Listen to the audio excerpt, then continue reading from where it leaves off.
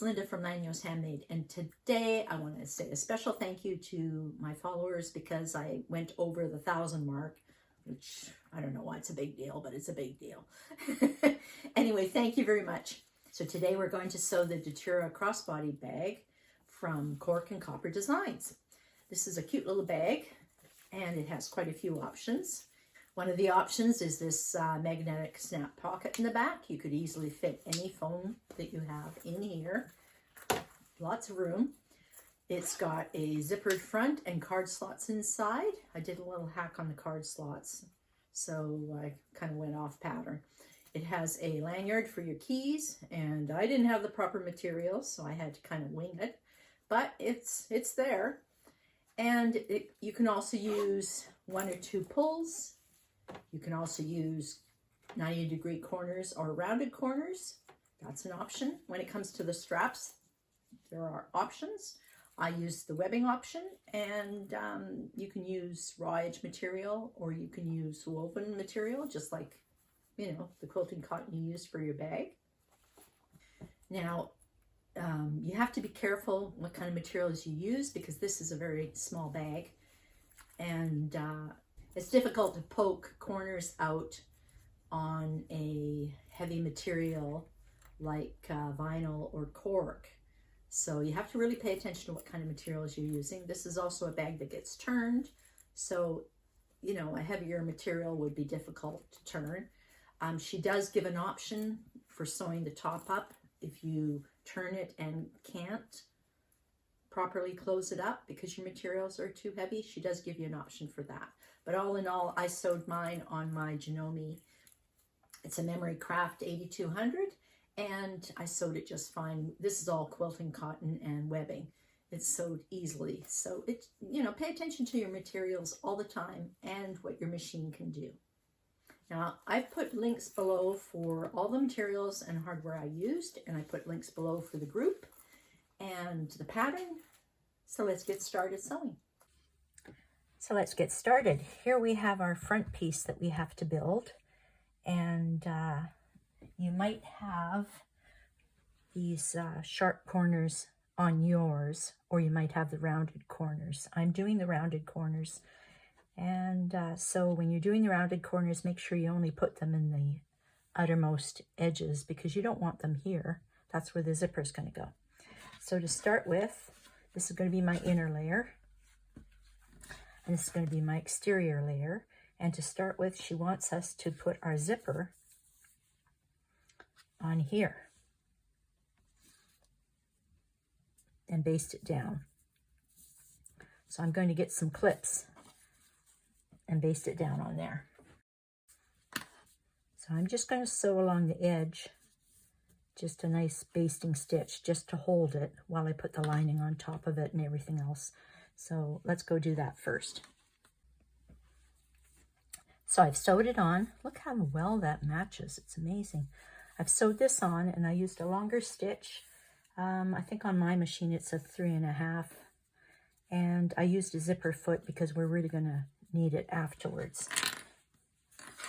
Next we put our, since it's going to look like this, right? Next we put our zipper down on this piece and we baste it on. Just going to clip it a bit. Now when you're doing this, make sure it lines up on the edges here, right? Like that's way obvious, but you know what I mean. You still want this to line up here nicely on both sides. And you want the top to line up along the edge too. So I'm going to clip it down carefully.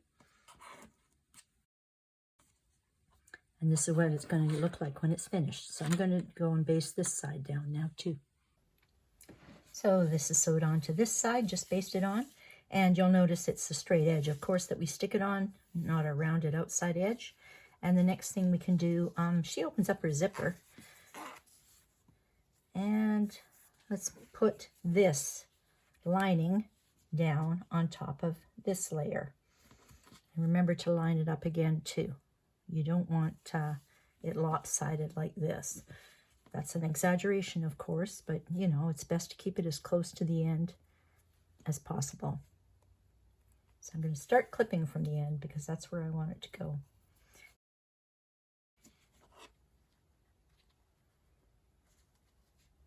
Looks good. Okay, I'm going to go sew it with the seam allowance that she asked you to use in the pattern. And I'm also going to do this one and sew it with the seam allowance that she mentions in the pattern. Check and see how close we are. Yep. So I'm going to go sew these down according to what her seam allowance. It looks crooked to me. It might really look crooked to you because you've got a funny angle on the camera here. There. Okay, I'm going to go sew this with the seam allowance she suggests in the pattern. There you go, both done. Now I'm going to press it and top stitch it. So I'll be back in a minute.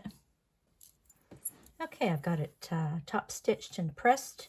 If you pull your zipper tape out of the package and it's all wobbly, you can press it before you sew it on. It'll help have it lie down flat.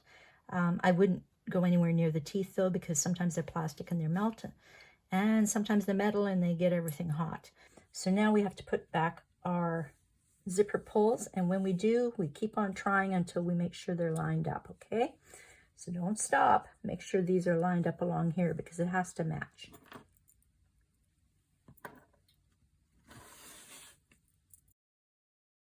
So like I said, if you think it's not going to match up, do it again. And then get a little ruler just to check. Yes, nicely lined up. Now, do I want my pull to be opening on this side or this side? I think I want it on this side. So there's something else for you to consider. So when I open it this way. So I'm going to do it one more time.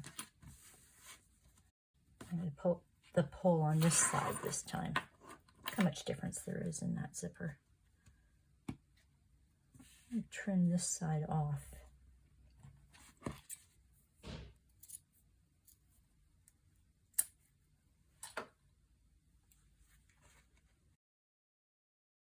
No, they definitely have to be even. Yep.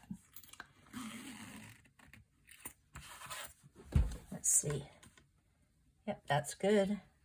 That's good. Of course, there's a bit of seam allowance here too, but for the most part, these are nice and even. So I'm going to sew zigzag some zipper stops on the very far end of these so that they don't, you know, our pull doesn't fall off while we're doing this.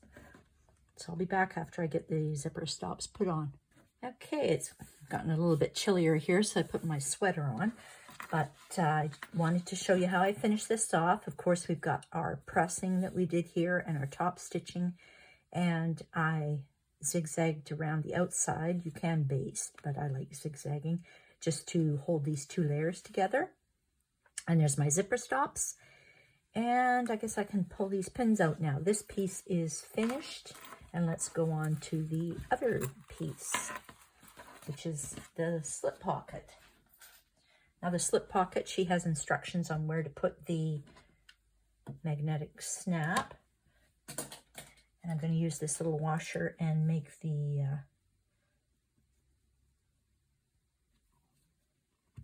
little slits in it. Am I shaking the table? There. And I can poke those out.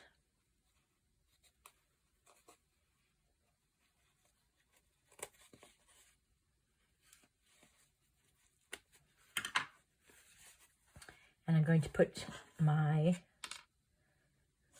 little snap through. Now she wants the male end of the snap put through here. Let's just find this. And I'm going to get a little bit of Peltex or something to put on top of this, just to make it a bit stronger. So you want to draw the lines on your Peltex too and poke holes in. You don't have to do this, it's just a habit I've gotten into. And of course, since Peltex is fusible, this one is, I put the sticky, what would be sticky if I pressed it, towards the lining. So I can put this on. And I'll stop it from going through too. And then put the washer on, press it down, and push it in.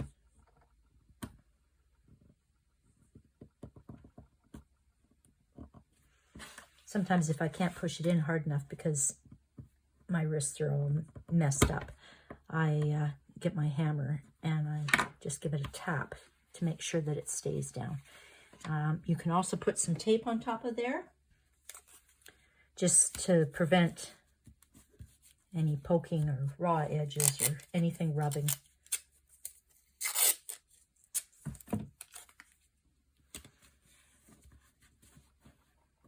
Shaking the table. So that's our snap on here. Now let's get this and put this on here like she says. So let's make sure this is lined up nicely. I've got my centers marked. And that's going to end up being our inside with the snap and our outside. So I'm going to sew the seam allowance like she suggests, and I'm going to turn it over and press it, and then I can top stitch it, but I'll bring it to you and show you again before I top stitch. So I've got my little snap there on the inside, and I've pressed it nicely, and I'm going to pin this all because I want to baste around so that it doesn't move around. So I'm going to baste around here.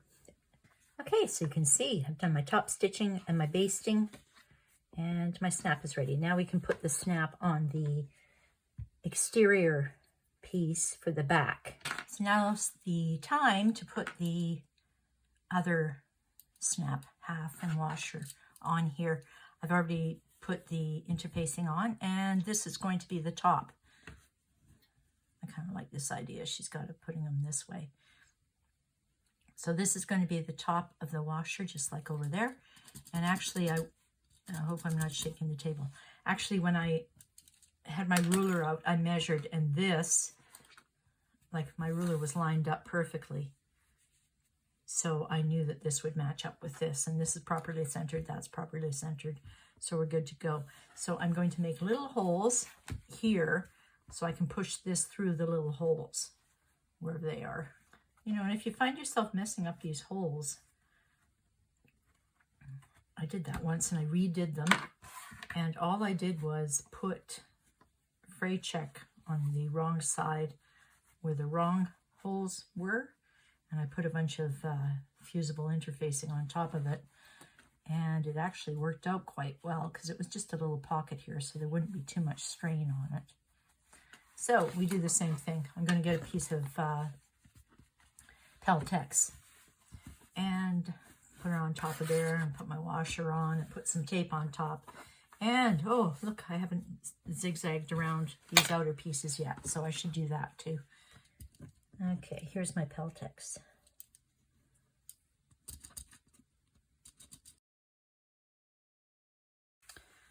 And that will match up with that. And then she wants you to baste these two pieces together, and then we'll have a nice snap pocket in the back. There, so now we've got our front and back outside, and this is extra back outside because our front is sewn on here, but this one's loose still. So we've actually got 3 pieces left. So I'm going to put these aside because the next thing we're doing is card slots. I still forgot to zigzag around the bottom here. I'm going to do that. I ran out of my bobbin. So I'm going to check one more time, make sure everything's basted around.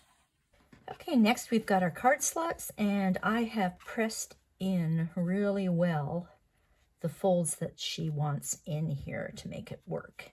And so this is going to be the front, and this is going to be the back.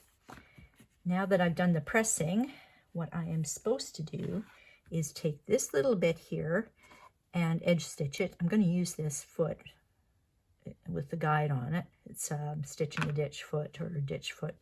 And then sew this one just to edge stitch it. So the 2 bottom ones, not the top one. So I'm just going to edge stitch these 2. And then after, I'm going to sew down here to secure these little card slots so that they don't flop around, because that's the opening, right? So I will do those two things and then I will come back and show you. Just make sure when you're doing these that you don't put anything else in there. You're only doing these two by themselves. There you go. I've got some edge stitching on this and edge stitching on that. And I sewed these down so that my cardstock slots stay in place. You can see on the back side. Now we have to flip this over and line it up. And sew here and here with the seam allowance she suggests. Okay, now if you flip yours over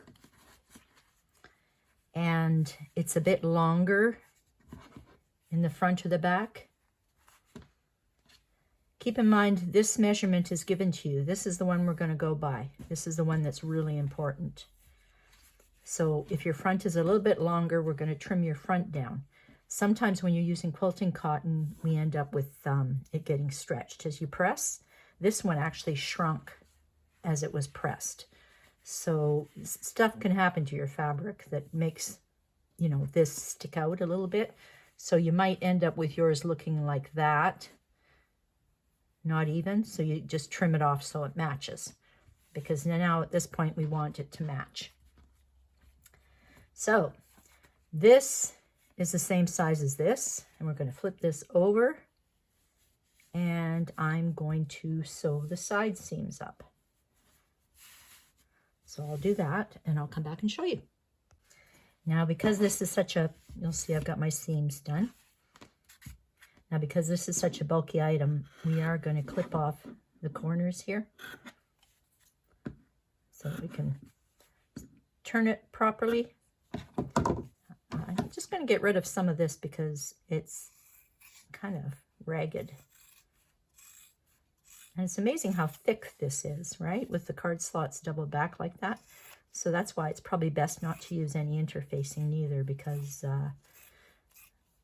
it'll make it too difficult to turn and sew, things like that. As it is, this is a very teeny little hole.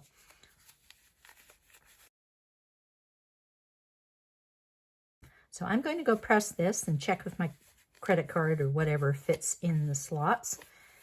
I think when I go press it, I'm going to press this hem up too, because it's easier to sew something when it's pressed. Because if I tried to sew it now, it would end up being a real mess. But when I go press it, I can press it exactly where it's supposed to be, and then it'll meet nicely. Okay, I've got everything positioned. Got my label and my card slots. If you think that sewing it once all by itself and then sewing it on here might crush it a bit better for you, go right ahead. I'm not doing any of the sewing until I sew it down here, and I'll backspace a bit here, tie a good knot so it stays, and then I can do my label. Okay, I've sewed this on. I did it twice because the first time I went through, my machine complained. Card slots are good for my cards. I didn't know when I was sewing at the time if she left this open, so I said, what the heck, I'm going to leave it open. So I'll have to check the pattern to see if that's what she did or not, because I wasn't paying attention. And if not, you know, maybe I'm just going to leave this. This can be a little pocket for something. Who knows? The next thing I did was get some elastic cord. This is probably not wide enough for what she had. And I got some... a little lobster clasp, and I don't know if that's wide enough for what she had neither, but it's all I've got. So since this is so stretchy, I'm going to make it shorter than what she had, and I'm going to sew it on here, baste it on here, and make it shorter, and I'll put it about there. So I'll just baste it on there, and then we can move on to the next step. So there you go. I put it on and then ironed on a little strip of interfacing just because I'm paranoid, and then I zigzagged across the interfacing. So with this here and here folded over about an inch and trapped in the interfacing, it should stay. So I'm going to put that aside. Now when it comes to straps, if you have a fabric strap, well, let's pretend to start with this is vinyl or something with a raw edge that we don't have to hem. So what we'd do is we'd fold it in half, press, not with an iron if it's vinyl, but just try and get a crease there, and then fold it in again so that you have another crease. And if you use double-sided tape along here, then when you fold it here and here, it'll stay. So your vinyl will stay. Okay, then after you put some more double-sided tape if you want, and fold it again. So that's a 4-fold strap. So if this was vinyl, you just sew up and around and down, and there would be your strap. Since this is fabric,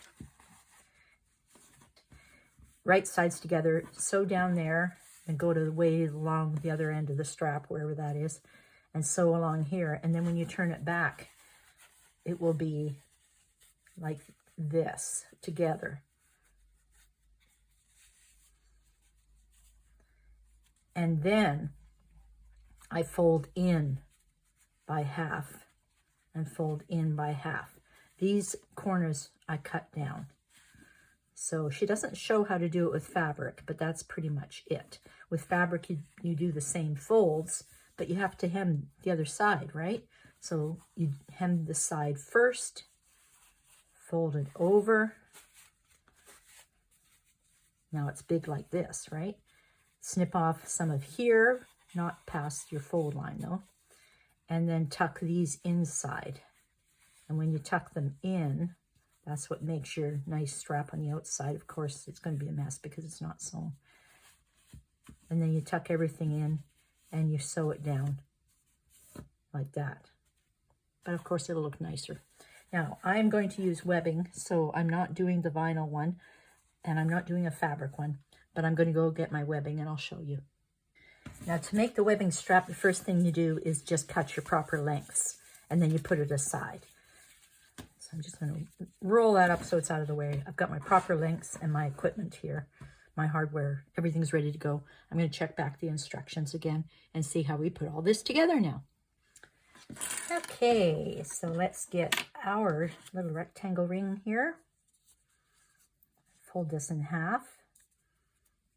Ooh, this is a sturdy little strap here. Put this on here. Let's make it learn to go flat. And I've made my marks. Of course, I did them on the wrong side. If you put them on the right side, you can see them, but I wouldn't be able to see them on the right side, I don't think. So this is the back, and I'd like to know where I'm going to put it, whether this side or this side. If I put it on this side, then when I'm wearing the bag, the back of the strap will have the adjustment on it, which I like. So I'm going to put it on the back. Let's line it up here. I'm going to make it overhang a bit because I don't want it to fray and get yanked out over use. So I'm going to put it on right there. And I'm also going to, after I sew it, stick some fray check or something on these ends to glue them up a bit. So this is good here. I wonder if I can put a pin through, or if I better use these. I don't know if a pin will go through while I'm thinking about where this gets positioned. And the other one goes on the other side. Here, see it's fraying. So I'm going to match it right there. Let's see where my lines are. Right about there. Okay. I'll check after I get it clipped. Yep, that looks good. So I'm going to base these on here. And then after, I'm going to glue the ends so they don't fray anymore. And that's about it. Oh, I should roll this up like she says so that I don't end up with a big, huge mess. Yeah, that'll keep it out of the way. I've got to find elastic. Okay, I've got this on and it's hanging over about 1/4 inch. And I have glued so much of it that I think even the zigzagging is glued. And I'm going to leave that overhang, and I'm going to leave that glue.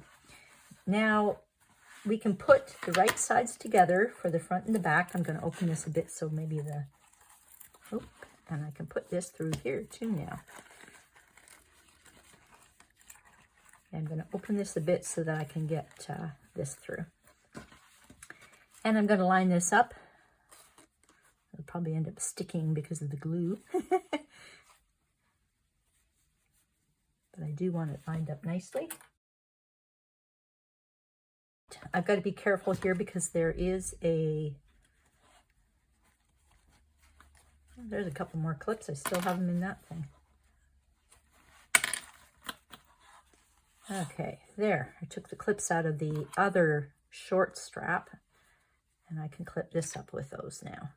So I'm going to go all the way around and clip this down and make sure everything's matched up nicely, and then sew it. And then I'll come back and put the other piece on. Okay, I'm going to tuck this back in here and hopefully keep it out of the way again.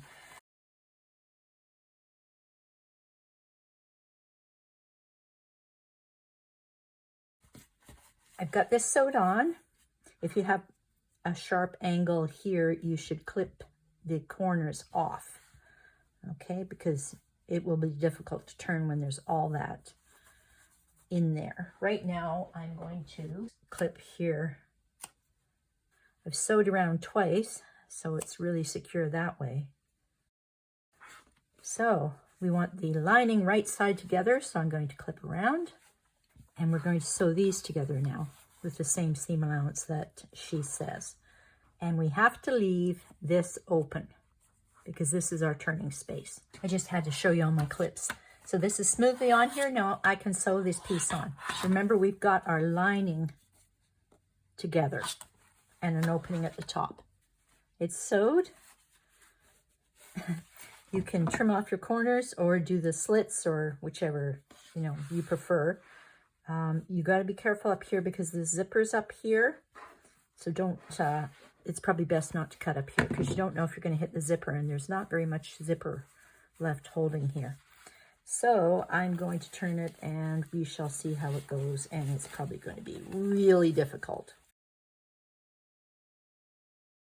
Okay, I poked everything out and it looked good. Sometimes if you go like this, it works it out too. I get the two sides and I wiggle it and it pokes it out some more. These I poked out and then I put back in so I can hand sew this. But once I hand sew this shut, then I can flip it back out again and just put this on the strap. Okay, everything is finished.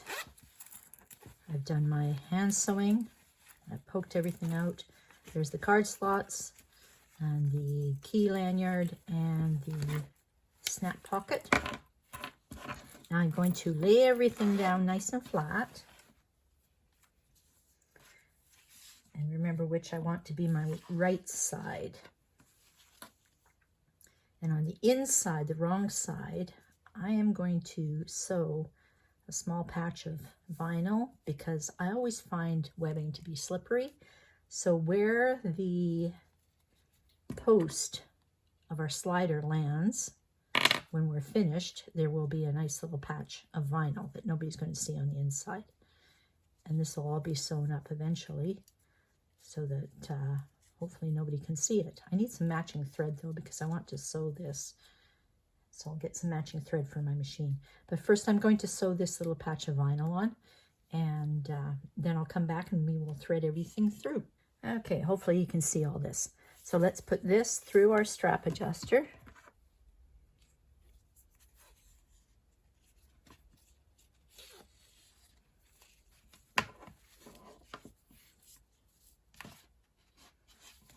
And then we'll put it through our ring.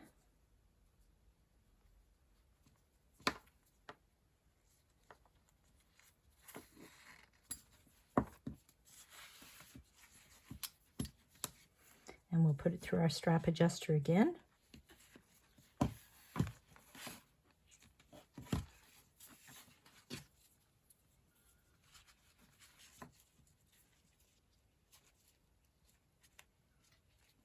Make some space here.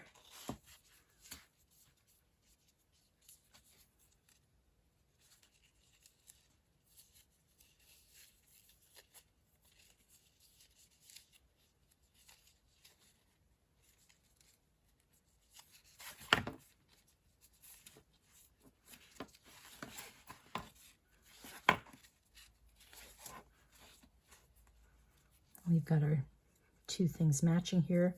We're going to fold this under and we're going to sew it. So let me get some clips. Just secure this here so we can check it before we sew.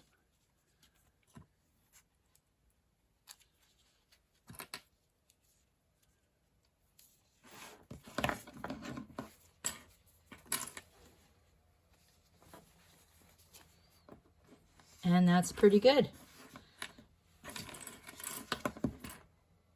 So we just have to sew this here. Okay, so how did my strap turn out?